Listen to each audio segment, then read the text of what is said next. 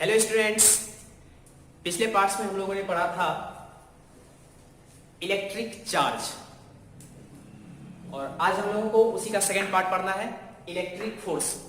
हमने पिछले क्लास में बात किया था कि इलेक्ट्रिक चार्ज के प्रॉपर्टीज के बारे में। तो उसमें हमने बताया था आपको एक प्रॉपर्टी ऐसा कि इलेक्ट्रिक चार्ज जो होता है, लाइक चार्ज एक दूसरे को रिपेल करता है और अनलाइक चार्ज एक दूसरे को अट्रैक्ट करता है। तो ठीक इसी चीज को हम लोग आगे की ओर देखते हैं। देखिए, ये हमारा एक चार्ज है, सपोज Q1 कुछ डिस्टेंस पे है, यहां एक चार्ज है Q2। मान लीजिए इनके बीच का डिस्टेंस R। तो इस केस में हम देख पाए दोस्त कि Q1 और Q2 जो है दोनों सेम नेचर का है। तो सेम नेचर का है तो दोनों क्या करेगा, एक दूसरे पे फोर्स लगाएगा। चार्ज जब फोर्स लगाता है तो उस तरह के फोर्स को हम लोग इलेक्ट्रिक फोर्स बोलते हैं। कहने का मतलब हुआ, जब इलेक्ट्रिक चार्ज जब एक दूसरे पर फोर्स एक्सर्ट करे, this types of force is known as electric force. Okay, यहां पे हम लोग देख रहे हैं कि चार्ज के बीच जो एक लाइन है, लाइन ज्वाइनिंग जो है, ये लाइन ज्वाइनिंग जो किया हुआ है एक दोनों चार्ज के बीच में जो एक लाइन है, उस लाइन के बीच में ही अगर हम कोई दूसरा चार्ज लाके रख दें, चाहे उसके मिड पॉइंट पे हो, अगर वो सेम नेचर का है तो क्या होगा, आपस में सबके सब फोर्स एक्सर्ट करेगा।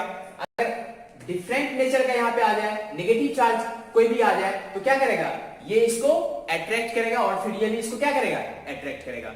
तो कहने का मतलब है कि इलेक्ट्रिक फोर्स क्या होता है, तो आपको डिफाइन करना है कि जब दो चार्ज या दो से ज्यादा चार्ज आपस में फोर्स एक्सर्ट करे, जब आवेश एक दूसरे पे फोर्स एक्सर्ट करता है तो उस तरह के फोर्स को हम लोग इलेक्ट्रिक फोर्स कहते हैं। ओके, तो हम लोग आगे की ओर बढ़ते हैं। प्रॉपर्टी, इसका प्रॉपर्टीज क्या होता है, ये बहुत इंपॉर्टेंट है। Properties of electric force. Electric force का प्रॉपर्टीज क्या है? तो दोस्तों, ये इलेक्ट्रिक फोर्स जो होता है, ये one of the basic force होता है जो नेचर में कंजर्व रहता है ना। ये दो ऑब्जेक्ट के बीच या दो चार्ज्ड बॉडी के बीच फोर्स एक्सर्ट होता है और ये देखा गया है कि ये खास तौर पे चार्ज्ड बॉडी, कहने का मतलब है कि हम लोग कह सकते हैं कि पॉइंट चार्ज के लिए वैलिड है। Point charge as well as distributed charge। Okay, property of electric force में हम लोग देखते हैं कि इलेक्ट्रिक फोर्स जो होता है ये सेंट्रल होता है। क्या होता है, central. It is also known as central force. Electric force को हम लोग सेंट्रल फोर्स भी कहते हैं। क्या कहते हैं, सेंट्रल फोर्स। ये क्या होता है, सेंट्रल फोर्स होता है। कैसे, इसको हम लोग यहां पे देख लेते हैं। जैसे मान लीजिए एक न्यूट्रल बॉडी है। क्या है, एक न्यूट्रल बॉडी है। ये कंडक्टर है, ये हमारा कंडक्टर है, लेकिन कैसा है, ये न्यूट्रल है। पिछले क्लास में हम लोगों ने देखा था कि एक कंडक्टर जो न्यूट्रल होता है, अगर उस बॉडी पर चार्ज क्रिएट करवाना हो तो उसके बगल में, उसके नजदीक में एक दूसरे चार्ज को लेके जाओ, है ना। और हमने बताया था कि उस कंडक्टर पर जिस किसी भी नेचर का चार्ज क्रिएट करवाना हो तो उसके नजदीक अनदर, कहने का मतलब अनलाइक चार्ज को लेके जाओ, है ना। हमने कल आपको बताया था, जिसमें कि हम लोग देख चार्जिंग में इंडक्शन, है ना, उसमें हम लोगों ने देखा था। तो हम क्या करते हैं, मान लेते हैं एक कंडक्टर है, ये न्यूट्रल है, यहां पे एक रॉड लेते हैं, पिछले क्लास में हम लोगों ने किया था, और मान लेते हैं ये रॉड निगेटिवली चार्ज है। ये क्या है, निगेटिवली चार्ज रॉड है। तो क्या होगा, जैसे ही उस रॉड को इस कंडक्टर के नजदीक लेके आएंगे, स्फेरिकल कंडक्टर के नजदीक लेके आएंगे, तो ये कंडक्टर क्या करेगा, यूनिफॉर्मली चार्ज डिस्ट्रीब्यूट कर देगा, ये दिखाने लगेगा, चार्ज शो करने लगेगा। और हम लोग देखेंगे, पिछले क्लास में हम लोगों ने देखा था कि यहां पॉजिटिव चार्ज इस इनर सरफेस पे आ जाता है और इसके दूसरे इनर सरफेस पे क्या आ जाता है, नेगेटिव चार्ज आता है ना। हम लोगों ने देखा था कल प्रॉपर्टी ऑफ चार्ज से हम लोगों ने देखा था, क्योंकि ये लाइक चार्ज एक दूसरे को क्या करेगा, रिपेल करेगा, और अनलाइक चार्ज एक दूसरे को अट्रैक्ट करेगा। तो ये क्या है, इसमें magnitude of negative and positive charge क्या है, सेम है। कहने का मतलब जितना नेगेटिव है उतना पॉजिटिव है। क्यों? क्योंकि यह एक कंडक्टर है, न्यूट्रल था। तो न्यूट्रल कहने का मतलब है कि उसमें जितना भी नेगेटिव होगा उतना क्या हो जाएगा, पॉजिटिव हो जाएगा। ओके, तो यहां पे अगर देखा जाए एक इस चार्ज के द्वारा इस पे जो फोर्स एग्जर्ट हो रहा है, सपोज उसको मान लेते हैं इधर एक फोर्स लग रहा है जिसका नाम है F1, और ये क्या करेगा, एक दूसरे को रिपेल करेगा, तो फोर्स उधर एग्जर्ट होगा। तो मान लेते हैं इधर एक फोर्स लग रहा है, उसका नाम हम लोग देते हैं F2। ठीक है, एक फोर्स इस पे जो ये लगा रहा है एग्जर्ट करेगा, क्या करेगा, ये एक दूसरे को अट्रैक्ट करेगा। क्यों? क्योंकि unlike charge attract each other, unlike charge repel each other. तो इस पे जो फोर्स लग रहा है वो F2 है, और इस प्लस वाले पे जो फोर्स लग रहा है इसको हमने मान लिया F1। तो अगर आपसे पूछे कोई कि यहां पे मैग्नीट्यूड ऑफ F1 बड़ा है या मैग्नीट्यूड ऑफ F2 बड़ा है, तो बड़ा कौन होगा, इस चीज को डिसाइड करना है। तो हम लोग कैसे डिसाइड करेंगे इसको, हम लोग अभी तुरंत अगले टॉपिक में कुलम्स लॉ के नाम से पढ़ेंगे, जो कि it is the very important law. Okay, और यहां पे फिर भी हम आपको बता दे रहे हैं कि इसमें जो हमारा होगा magnitude of F1 is greater than magnitude of F2। कैसे होगा, तो इसको हम लोग अभी तुरंत कुलम्स लॉ में जानते हैं। ओके, चलिए तो हम लोग कुलम्स लॉ के बारे में जानते हैं। तो कुलम कौन है, कुलम नाम क्यों दिया गया, तो हम लोग पिछले क्लास में भी देखे थे। कुलम जो है SI मात्रक है, किसका, विद्युत आवेश का। तो कुलम है कौन, तो कुलम एक साइंटिस्ट है, साइंटिस्ट का नाम है, जिन्होंने अपने प्रयोगों के आधार पर देखा कि दो विद्युत आवेश के बीच जो कार्यकारी बल है ना, तो उसके बीच जो बल लग रहा है, तो उस बल का मान कभी घट जाता था, कभी बढ़ जाता था। तो ऐसा क्यों होता था, तो इस नियम का प्रतिपादन उन्होंने दो नियमों से किया है। तो उस चीजों को हम लोग अभी जानते हैं। तो कुलम्स लॉ क्या है, तो कोई पूछेगा कुलम्स लॉ है क्या, तो कुलम्स लॉ को हम लोग बोल सकते हैं कि it is the basic law for valid point charge only, point charge only. Coulomb law जो है, कुलम का जो नियम है, ये सिर्फ और सिर्फ पॉइंट चार्ज के लिए क्या है, वैलिड है। पॉइंट चार्ज के लिए क्या है, वैलिड है। ओके, इस लॉ को हम लोग, कुलम्स लॉ को हम लोग क्या बोल सकते हैं, विद्युत बल भी बोल सकते हैं। क्या बोल सकते हैं, it is also known as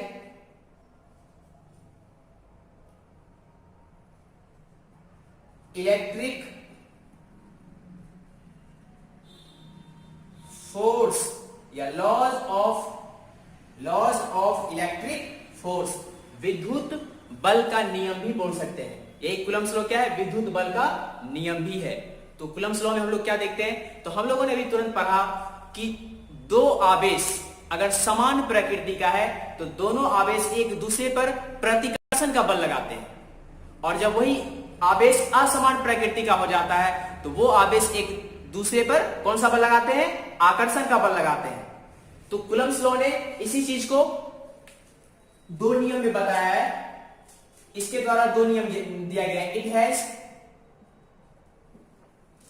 is defined for point charge as well as slow moving charge. According to Coulomb's law, Coulomb's law के द्वारा उन्होंने बताया है, मान लीजिए आपके पास दो चार्ज है, दो पॉइंट चार्ज है, एक का नाम है Q1 और दूसरा है Q2। दोनों का मैग्नीट्यूड डिफरेंट है, लेकिन दोनों का नेचर क्या है, सेम है। ये भी पॉजिटिव है, ये भी क्या है, पॉजिटिव है। दोनों के बीच का डिस्टेंस R क्या है, R है। तो कुलम का कहना है कि ये चार्ज इस पर फोर्स एग्जर्ट करेगा और ये चार्ज इस पर फोर्स एग्जर्ट करेगा।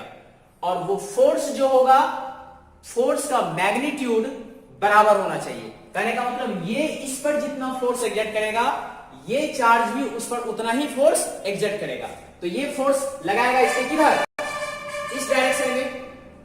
इधर क्यों लगाएगा, क्योंकि क्या है, दोनों सेम नेचर का है। तो ये इसको क्या करेगा, रिपेल करेगा, और ये इस पर फोर्स किधर लगाएगा, इधर।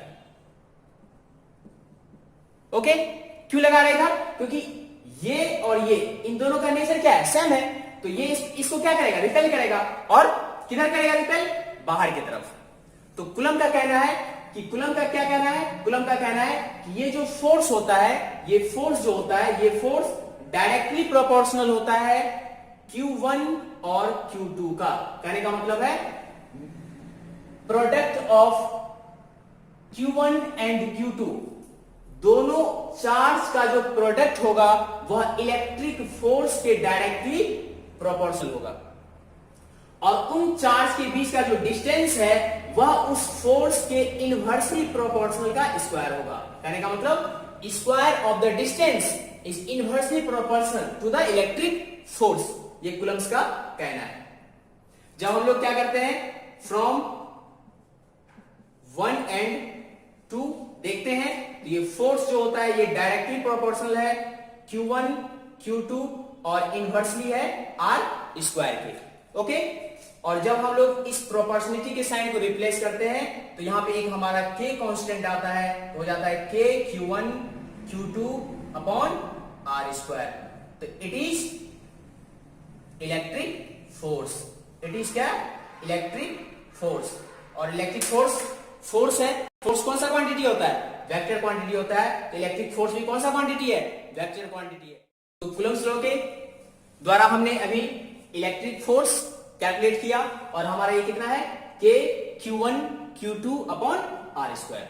ठीक है, अब आप ये बताइए कि अगर हम इन दो चार्ज के बीच का डिस्टेंस बढ़ाएंगे, ये दोनों चार्ज जो है, इन दोनों चार्ज के बीच का डिस्टेंस अगर हम बढ़ाते हैं तो फोर्स का वैल्यू क्या हो जाएगा, रिड्यूस हो, घट जाएगा। क्यों घटेगा, क्योंकि अगर हम डिनोमिनेटर को बढ़ाते हैं, हर को बढ़ाते हैं, तो क्या होता है, भिन्न हमारा घटता है कि नहीं। तो यहां से आप देख रहे हो, जैसे जैसे R का वैल्यू आप बढ़ाते चले जाओगे, F का वैल्यू क्या होता चला जाएगा, घटता चला जाएगा। अगर R का वैल्यू आप घटाओगे तो F का वैल्यू क्या होगा, बढ़ेगा। तो कहने का मतलब है कि अगर आप चार्ज को जितना नजदीक लेके आ जाओगे, वहां पे फोर्स ऑफ रिपल्सन या अट्रैक्शन क्या हो जाएगा, मैक्सिमम हो जाएगा as compare to this matter. Okay, ठीक है। तो अब हम लोग आगे की ओर बढ़ते हैं। यहां पे हम लोग के पास एक नया चीज आया है जिसका नाम है K।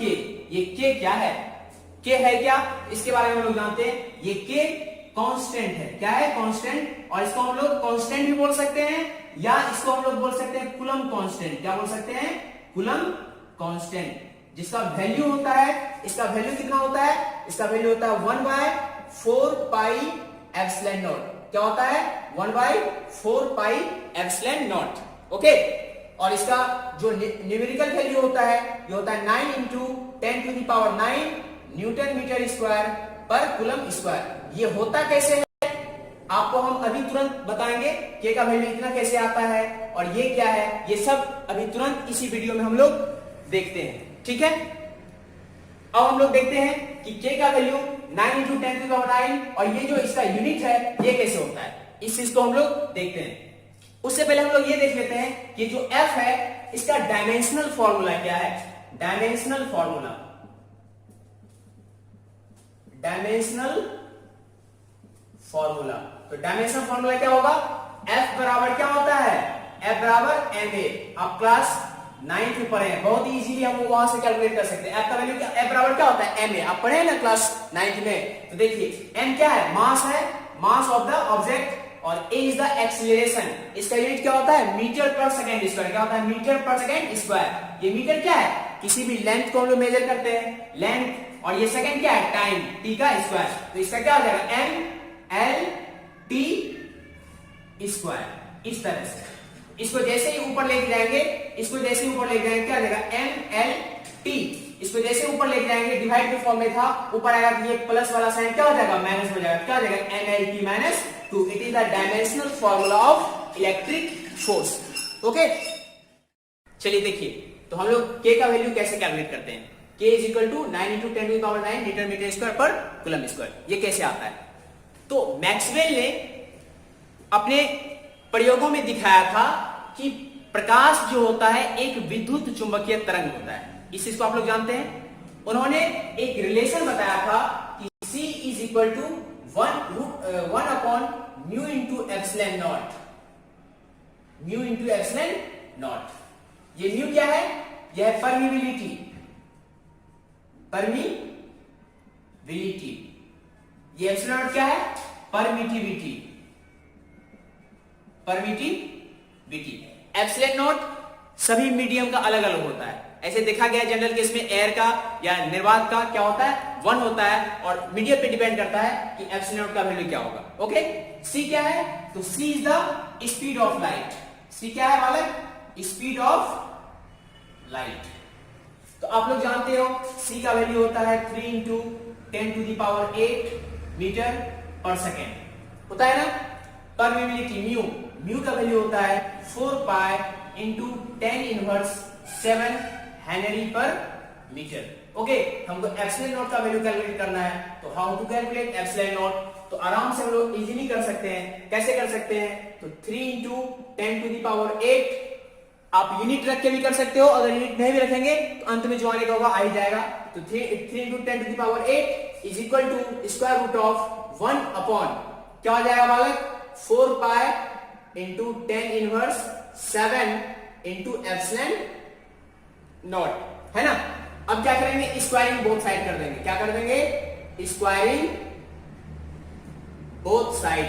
स्क्वायरिंग करने क्या होगा, 3 इंटू 10 टू द पावर 8 का square is equal to 1 upon 4 pi into 10 inverse 7 epsilon naught.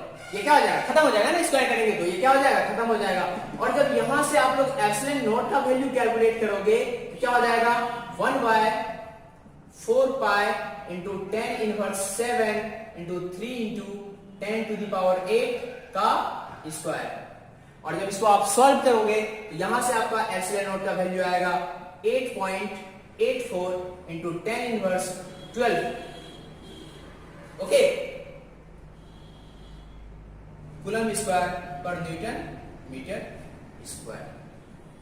ये आपका वैल्यू आएगा एप्सिलॉन नॉट। ये आपका क्या है, एप्सिलॉन नॉट है। और जब हमारे पास एप्सिलॉन नॉट का वैल्यू आ गया तो we know K is equal to 1 by 4 pi epsilon naught. Okay, तो यहां से हम लोग सॉल्व करेंगे। 1 बाय 4 पाई का वैल्यू 3.14 इंटू एप्सिलॉन नॉट का वैल्यू 8.84 इंटू 10 इनवर्स 12। जब इसको हम लोग सॉल्व करेंगे तो सॉल्व करने के बाद आता है value 9 into 10 to the power 9, और ये यूनिट जो इसका है, ये यूनिट क्या आ जाएगा, चेंज हो जाएगा, न्यूटन मीटर स्क्वायर पर कूलम स्क्वायर। कोई दिक्कत, it is the value of K का वैल्यू यही होता है, इसमें कोई दिक्कत। K का यूनिट कैसे फाइंड आउट करते हैं, तो हम लोग जानते हैं F is equal to K Q1 Q2 upon R square. तो K इज इक्वल टू क्या हो जाएगा, F into R square, F into R square.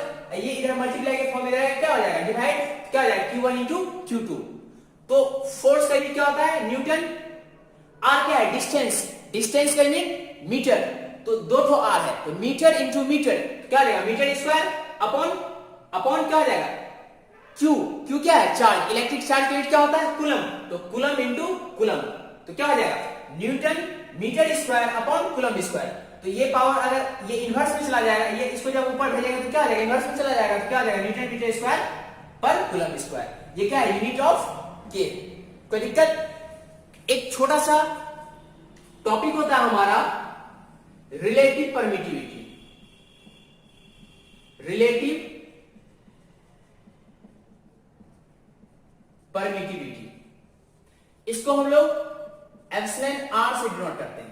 ये रिलेटिव परमिटिविटी क्या होता है, तो रिलेटिव परमिटिविटी क्या होता है, किसी भी मीडियम का, जब किसी भी मीडियम का एप्सिलॉन नॉट के रिस्पेक्ट में परमिटिविटी फाइंड आउट करते हैं, तो वही हमारा क्या कहलाता है, रिलेटिव परमिटिविटी। तो कहने का तो रिलेटिव परमिटिविटी होता है हमारा एप्सिलॉन या permittivity of medium upon epsilon naught. ये हमारा क्या होता है, रिलेटिव परमिटिविटी। अगर हमको उस मीडियम का परमिटिविटी निकालना है तो परमिटिविटी ऑफ मीडियम क्या हो जाएगा, मीडियम का परमिटिविटी क्या होगा, epsilon r into epsilon naught. तो क्या आएगा, epsilon naught into epsilon r. ठीक है। एयर, अगर बात की जाए एयर, तो एयर का रिलेटिव परमिटिविटी क्या होता है, 1 होता है। एयर का रिलेटिव परमिटिविटी क्या होता है, 1 होता है। तो एयर में अगर इन एयर में अगर दो चार्ज को रखा जाए, सपोज Q1 है, Q2 है, r डिस्टेंस पे रखा जाए, अगर कहा जाए उस पर कितना फोर्स लग रहा है, तो सीधा हम लोग कैलकुलेट कर लेंगे। F बराबर क्या होता है, K Q1 Q2 upon r square, या इसको ऐसे लिख सकते हैं 1/4 पाई epsilon not epsilon r into Q1 Q2 बटा r स्क्वायर। तो यहाँ पे मीडियम क्या है, मीडियम क्या है, एयर है। यहाँ जो चार्ज को रखा गया, कहाँ रखा गया, एयर में रखा गया है। मीडियम क्या है, एयर है। तो एयर का रिलेटिव परमिटिविटी कितना होता है, 1 होता है। तो क्या हो जाएगा, 1/4 पाई एप्सिलॉन नॉट इंटू 1, तो इतना ही हो जाएगा, into Q1 Q2 upon r square. ये हमारा क्या आ जाएगा, फोर्स का वैल्यू आ जाएगा। तो आप यहाँ पे कह सकते हो कि ये जो फोर्स होता है, ये जो फोर्स होता है, ये दो चीजों पर डिपेंडेंट है। यहां से हम लोगों ने देखा कि फोर्स जो है, इलेक्ट्रिक फोर्स दो चीजों पर डिपेंडेंट है। वो कौन कौन सा चीज है, तो पहला क्या है, फोर्स डिपेंडेंट होता है। डिपेंडेंट होता है किन किन चीजों पे, तो पहला डिस्टेंस बिटवीन टू चार्ज, दोनों चार्ज के डिस्टेंस पर डिपेंडेंट होता है। एक ये जो फोर्स, इलेक्ट्रिक फोर्स होता है, डिपेंडेंट किस पे होता है, डिस्टेंस बिटवीन टू चार्ज। अगर हम दो चार्ज के बीच का डिस्टेंस बढ़ाएंगे तो इलेक्ट्रिक फोर्स हमारा क्या हो जाएगा, घटेगा। अगर दोनों चार्ज के बीच के डिस्टेंस को अगर हम घटाएंगे तो इलेक्ट्रिक फोर्स क्या हो जाएगा, बढ़ेगा। ठीक इसी तरह परमिटिविटी, रिलेटिव परमिटिविटी, अगर हमारा ये परमिटिविटी अगर हमारा बढ़ेगा तो फोर्स हमारा क्या हो जाएगा, घट जाएगा। क्योंकि एयर का तो 1 होता है, हो सकता है ऑर्गेनिक मटेरियल का कुछ अलग हो, ऑयल का कुछ अलग होता है, वाटर का कुछ अलग होता है। वाटर का देखा गया रिलेटिव परमिटिविटी ऑफ वाटर का अप्रोक्सीमेट 81। तो कहने का मतलब है कि मीडियम पर भी डिपेंडेंट होता है। इलेक्ट्रिक फोर्स उसके मीडियम पर भी डिपेंडेंट होता है कि उसको रखा कहां गया है। जैसे कि आप इस केस में देख सकते हैं, मान लीजिए इलेक्ट्रिक चार्ज को हमने एक बार क्या किया, वायर में रखा, एयर में रखा। इलेक्ट्रिक चार्ज को हमने क्या किया, एक बार एयर में रखा। ये कहां है, एयर, ये एयर है, इन एयर में रखा और उन दोनों के बीच का डिस्टेंस r है।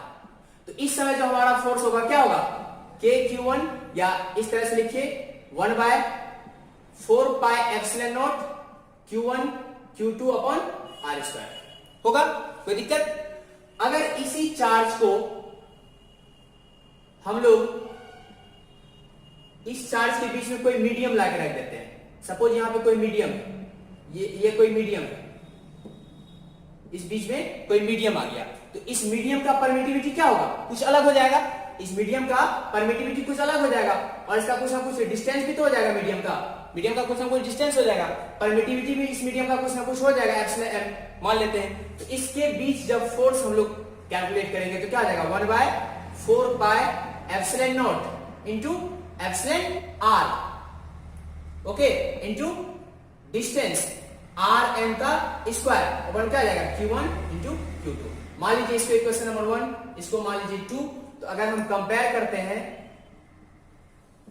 कंपेयर 1 एंड 2, तो क्या देखते हैं, ये r स्क्वायर जो है, ये बराबर है किसके, एप्सिलॉन r या एप्सिलॉन m भी बोल सकते, रिलेटिव परमिटिविटी यहां क्या है, मीडियम है, कोई मीडियम है, तो आप बोल सकते हैं एप्सिलॉन m इंटू उस मीडियम का डिस्टेंस। तो ये जो r होगा, r का वैल्यू कितना आएगा, क्या हो जाएगा, rm square root of epsilon m। ये हमारा क्या हो गया, ये डिस्टेंस हो गया। ये डिस्टेंस, ये क्या है, एयर का डिस्टेंस है, एयर डिस्टेंस। ये क्या है, मीडियम का डिस्टेंस है, मीडियम डिस्टेंस। ये क्या है, मीडियम का परमिटिविटी है, मीडियम परमिटिविटी। तो कहने का मतलब है कि जैसे ही दोनों चार्ज के बीच में कुछ मीडियम आ जाए तो फिर वहां भी क्या हो सकता है, चार्ज का वैल्यू क्या हो सकता है, घट सकता है। मीडियम आने से क्या होगा, चार्ज घट जाएगा, सॉरी फोर्स का वैल्यू क्या हो जाएगा, घट जाएगा। मीडियम कोई भी रख देंगे, मान लीजिए बीच में दीवार है, एक इलेक्ट्रिक चार्ज इधर रख दिया, एक इलेक्ट्रिक चार्ज इधर, बीच में दीवार आ गया, कोई मीडियम आ गया, तो क्या होगा, वहां पे फोर्स क्या हो जाएगा, कम हो जाएगा। एयर में फोर्स क्या हो जाता है, ज्यादा हो जाता है। ठीक है, तो अब हम लोग देखते हैं कि इलेक्ट्रिक फोर्स का वेक्टर रूप, वेक्टर फॉर्म में हम लोग इलेक्ट्रिक फोर्स को देखते हैं। मान लीजिए यहां पे एक चार्ज है Q1, यहां से r डिस्टेंस पर एक और चार्ज है Q2, इनके बीच का डिस्टेंस मान लीजिए क्या है, r। ओके, तो देखिए यहां पे दोनों चार्ज को हमने क्या किया, एयर में रखा है, दोनों चार्ज के बीच का डिस्टेंस क्या है, r है। हम लोग क्या कर रहे हैं, इलेक्ट्रिक फोर्स को वेक्टर फॉर्म में कैसे लिखते हैं, है ना, वेक्टर फॉर्म में कैसे डिनोट करते हैं, तो इस चीज को हम लोग जान रहे हैं। तो देखिए क्या करेंगे, ये चार्ज इस पे फोर्स एग्जर्ट करेगा, कौन सा फोर्स लगाएगा, तो उसको हम लोग लिखते हैं F21। ये F21 क्या है, force exerted on 2 with respect to 1। इसको कैसे पढ़ते हैं, फोर्स exerted on 2 या चार्ज 2 with respect to 1, यानी कि 1 के कारण Q2 पर फोर्स exert हो रहा है। ठीक इसी तरह हम लोग इसमें कैसे लिखेंगे, इसको क्या लिखेंगे बताइए, तो क्या हो जाएगा, force exerted on 1 with respect to 2, क्या हो जाएगा, ये हो जाएगा ना, होगा कि नहीं, force exert on 2 with respect to 1। तो ठीक इसको कैसे लिखेंगे, force exert on 1 with respect to 2। कोई दिक्कत। अब डिस्टेंस की बात करें, हम लोग 1 से 2 की तरफ जब देख रहे हैं, हमारा डिस्टेंस क्या लगेगा, r12 यूनिट वेक्टर, और 2 से 1 की तरफ हमारा डिस्टेंस इधर से मेजर करेंगे, क्या हो जाएगा, r21 यूनिट वेक्टर। तो अब हम लोग इजीली लिख लेंगे फोर्स का वैल्यू। अगर हम लोग F21 कैलकुलेट करेंगे, F21 क्या हो जाएगा, K Q1 क्या है, Q1 ही है, Q2 अपॉन R स्क्वायर, तो R स्क्वायर। ठीक है, और वेक्टर हम लिख देंगे, यूनिट वेक्टर लिख देंगे R12, वेक्टर फॉर्म में ये हुआ। तो ठीक इसी तरह अगर हम लोग को कोई कहे कि F12 बताइए, F12, तो जस्ट इसका अपोजिट है, तो क्या हो जाएगा, K Q1 Q2 upon R square, R21, ये हमारा क्या हो गया, F12। तो कहने का मतलब क्या है, क्या यहां पे जो रिजल्ट हमारा आया है F12 और F21, क्या दोनों रिजल्ट डिफरेंट है, नहीं डिफरेंट नहीं है। हमने आपको बताया है कि दोनों चार्ज एक दूसरे पर इक्वल फोर्स एग्जर्ट करेगा, सिर्फ नेचर डिफरेंस है, दोनों का डायरेक्शन डिफरेंस है, एक उधर जा रहा है, एक इधर जा रहा है। मान लीजिए अगर आपका क्या है, पूरब है, तो ये क्या है, पश्चिम है, एक पूरब की तरफ, तो दूसरे पश्चिम की तरफ। आप अगर उसको डिनोट करोगे तो लिख सकते हो F12 is equal to minus F21, direction हो गया। या फिर मैग्नीट्यूड की बात करेंगे, F12 is equal to magnitude of F21, दोनों का मैग्नीट्यूड क्या है, बराबर है। तो ये था हमारा इलेक्ट्रिक फोर्स इन वेक्टर। आज की वीडियो में बस इतना ही, और आज हम लोगों ने क्या क्या पढ़ा, कूलम्ब्स लॉ, ओके, और कूलम्ब्स लॉ में हम लोगों ने देखा इलेक्ट्रिक फोर्स, और कूलम्ब्स लॉ में हम लोगों ने ये देखा कि फोर्स जो होता है, इलेक्ट्रिक फोर्स जो होता है, किन दो फैक्टरों पर डिपेंडेंट होता है, और अगर दोनों चार्ज के बीच में कोई मीडियम आ जाए तो उसमें हमारा फोर्स क्या होगा, बढ़ेगा घटेगा, हम लोगों ने ये चीज जाना। और आज हमने आपको कोई भी न्यूमेरिकल नहीं बताया, तो हम चाह रहे हैं कि आपका जो न्यूमेरिकल वाला जो टॉपिक होगा, ये इस वीडियो के बाद, इस लेक्चर के बाद जो आपका वीडियो आने वाला है, उसमें सिर्फ और सिर्फ न्यूमेरिकल्स होंगे on the based of Coulomb's law and electric charge. Okay, आपको हमारा यूट्यूब चैनल अच्छा लगा तो आप सब्सक्राइब, लाइक, शेयर, कमेंट जरूर कीजिएगा।